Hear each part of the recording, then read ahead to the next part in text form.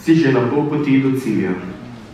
Ravnaj, kot da to, kar počneš, lahko kaj spremeni, ker res lahko. Za nekaj besed o upanju vabim na oder tajnika Škofijske Karitas Ljubljana, gospoda Jožeta Kerna.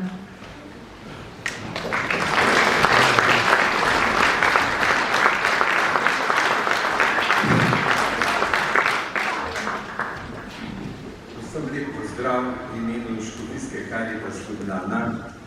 Posebej bi se zahvalil Škofijski Karitas za vsa leta, pa tudi letos, da pripravlja ta koncert.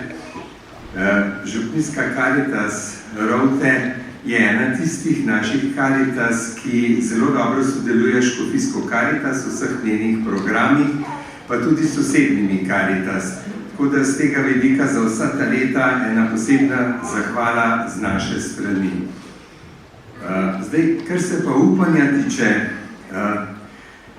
zdaj je bilo veliko težkih časov, težkih dogodkov, je bila korona, vojna v Ukrajini, ukrajinski begunci, zdaj spet vojna v Palestini, poplave obsežne v Sloveniji, tako da upanje zajemamo predvsem iz vere. To, da katoliška cerkev deluje na dobrodelnem področju, je njena stalnica. Sigurno veste, da so že v apostolskih časih, to, ko beremo berila apostola Pavla, so tiste skupnosti prvih kristjanov, ki so bile premožnejše, bogatejše, zmeraj skrbele materialno za tiste revnejše v Palestini. In tako zdaj že 2000 let in tudi v sedanjem času.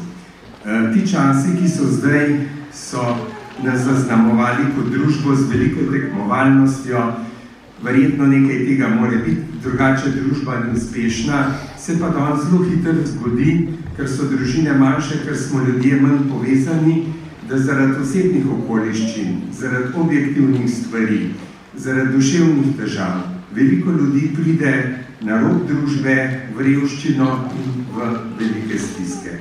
In zato je dobro, da lahko preko dela župnijskih Karitas vse te ljudi vključujemo nazaj v našo skupnost, v našo župnijo in da se ne počutijo izločene, da niso sami s svojimi stiskami in problemi.